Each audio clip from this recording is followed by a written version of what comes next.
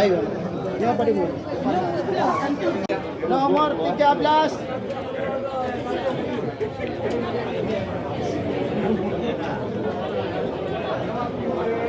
Empat belas.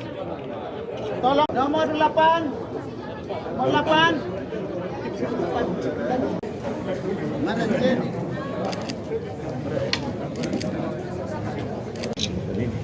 سيدنا محمد وعلى آله وصحبه وسلم تسليما كثيرا. هذا الوقت أنشئ قبل 120 سنة.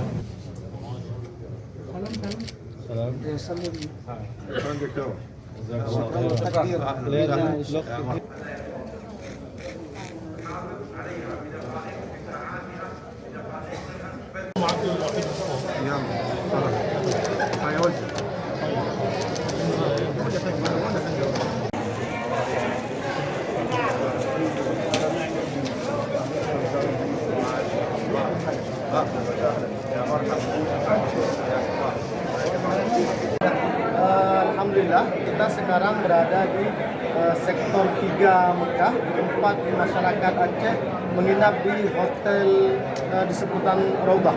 Ini sekarang kita sedang melaksanakan pembagian wakaf Baitul Asy. Wakaf Baitul Asy dibagi insyaallah per orang akan mendapatkan 1.500 rial insyaallah. Ayo Syekh Muhammad.